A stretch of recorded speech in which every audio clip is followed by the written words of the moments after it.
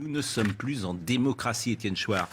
Comment peut-on dire cela aujourd'hui alors que vous-même qui contestez le système, on peut le contester ce système, mais quand on dit on n'est plus en démocratie, effectivement on pense immédiatement au régime totalitaire, autoritaire, l'URSS, Solzhenitsyn, archipel du Goulag, vous dites quelque chose, boum, vous êtes en mine de sel. Bon, c'est pas le cas. Il y a quand même des degrés entre deux extrêmes. Si vous voulez, pour avoir une conversation sur la démocratie, ça paraît logique de se mettre d'abord d'accord sur le sens des mots. Qu'est-ce que signifie démocratie? Est-ce que démocratie signifie le droit de parler, ce que les Grecs appelaient l'iségoria, le droit de parole, ou bien est-ce que la démocratie, c'est le droit de décider? C'est pas du tout pareil. Alors c'est vrai que si la démocratie, c'est le droit de parler, et de seulement parler sans rien changer, nous sommes en démocratie. Mais c'est pas à ça qu'aspirent les gens. Le problème, c'est que nous appelons démocratie un régime qui, depuis le début, a été pensé comme son strict contraire. Sieyès et ses amis, qui étaient élus, ne voulaient pas que le peuple ait le pouvoir. Et ça, tout s'est passé comme ils l'avaient prévu. Alors c'est quoi l'alternative? Et d'ailleurs, à l'époque, la démocratie, le mot démocratie était une insulte. C'était un mot dégradé. On se traitait de démocrate pour dire du mal de l'autre. C'est progressivement qu'au début du 19e siècle que le gouvernement représentatif est devenu une démocratie quand les candidats à l'élection se sont aperçus qu'il suffisait de dire qu'on était démocrate ou progressiste ou radical pour être élu. Et donc on a eu le mot et pas la chose. D'accord, donc, mais alors quelle est dans l'histoire de l'humanité, quelle est la séquence où il y a eu selon vous une démocratie? Oh mais il y en a plein. Il y a plein d'exemples sur Terre de démocratie, bien sûr. Oh mais pratiquement toutes les sociétés primitives sont démocratiques. Ah oui. Toutes les... Oui, non, mais bon, mais dans des... vous avez l'air... Non, mais quelle est, par exemple, les États-Unis, c'est pas une démocratie? Non, pas du tout. L'Italie, bon, alors l'Europe, évidemment. Non, mais pas donc on n'est nulle part en démocratie. Non, mais, Pascal, on ne peut pas penser à l'endroit avec des mots mis à l'envers. Entendons-nous sur le sens des mots. Qu'est-ce que veut dire démocratie? Étymologiquement, c'est le démos, un régime dans lequel le démos a du kratos. Donc démos, c'est le peuple, kratos, c'est le pouvoir.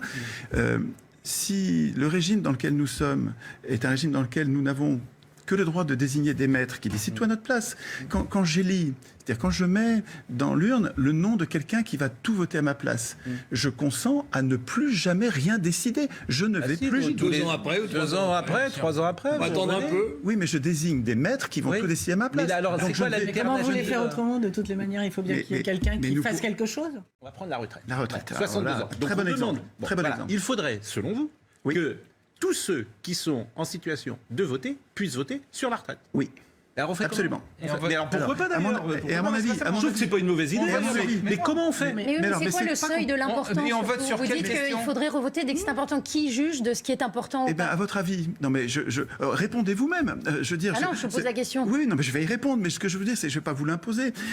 Le référendum d'initiative populaire règle à la fois les deux problèmes. Le peuple lui-même décide des sujets qu'il considère comme importants et il tranche, il décide.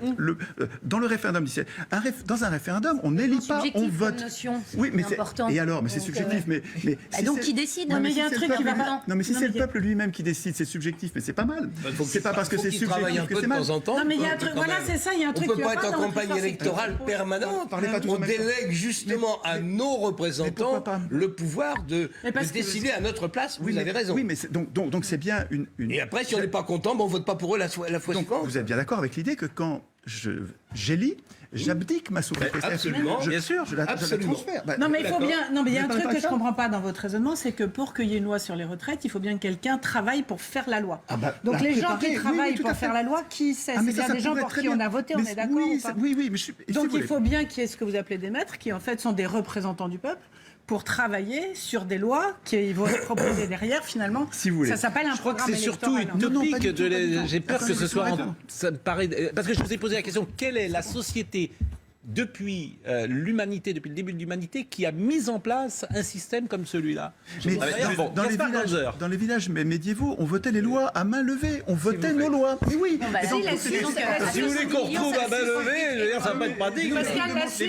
Donc c'est le mot célèbre de Winston Churchill, la démocratie est le pire des régimes, mais à l'exception de tous les autres. Je crois que c'est Churchill qui avait dit ça. Bon, on est tous un peu... Churchill disait pas ça. Il disait, on a pu dire que la démocratie était la pire forme de gouvernement, à l'exception de toutes celles qui ont été essayées au fil des temps. On a pu dire que, mais la citation de Churchill est complète, elle dit le contraire de ce qu'on lui fait dire. Mais il existe le sentiment largement partagé dans notre pays que le peuple doit être souverain de façon continue, et que l'opinion publique, exprimée par tous les moyens constitutionnels, devrait façonner, guider et contrôler les actions des ministres qui en sont les serviteurs et non les maîtres. Mais on est tous d'accord, c'est pour ça qu'on est tous d'accord. On est tous d'accord. Mais vous rigolez. Moi, c'est la première fois, par exemple, depuis que je suis en âge de penser, que la démocratie représentative est remise en cause. Elle n'a jamais été remise en cause. Je n'ai pas souvenir, je faisais des cours d'histoire, de droit consti, etc. Jamais tout le monde a trouvé que c'était le système qu'il fallait. Lui, il dit, ce n'est pas la démocratie. Ça s'écoute, pourquoi pas, etc. Même si c'est compliqué à mettre en place. Vive le tirage au sort. Parce que selon vous, les élus ne doivent plus être élus, précisément, et on doit tirer au sort. C'est bien ça. C'est-à-dire qu'il y a deux procédures pour désigner les représentants, l'élection et le tirage au sort.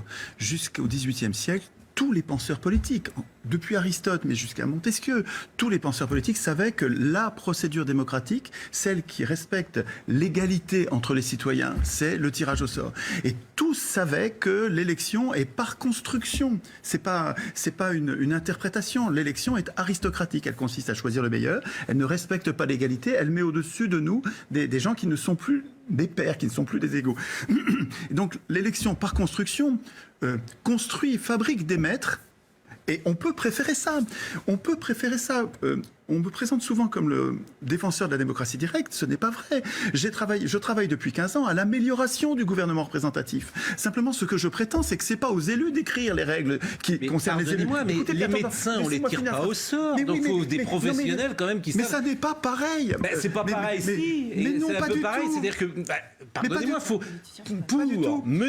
pour mener les actions de la nation, encore faut-il connaître quelque chose. Nous sommes d'accord, parce que les gens qui sont tirés au sort, alors ils connaissent rien à rien, et puis ils vont décider. Vous devriez. Moi, ça me fait peur, inviter. votre système. Mais quel est le régime qui a fonctionné comme ça? Mais pourquoi avez-vous besoin de ça? Parce que... on a bien des exemples. Mais pourquoi avez-vous besoin pour changer que ce vers quoi il faille aller ait déjà été testé? éviter le chaos, tout simplement. On ne serait jamais sorti de l'esclavage si on avait attendu que le non-esclavage ait existé. Enfin, il faut être capable d'imaginer une alternative.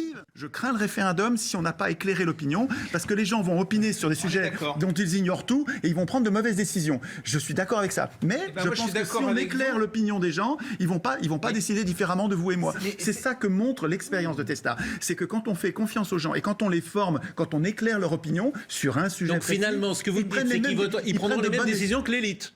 C'est ça que vous êtes en train de me dire. Si c'est une bonne décision, oui. Donc ça sert à rien de la démocratie représentative. Mais pas du tout. S'ils sont formés, ils prendront les mêmes décisions que la démocratie. Pas du tout, parce que l'élite ne prend pas du tout les décisions conformes à Elles ne prennent pas les décisions dans l'intérêt général.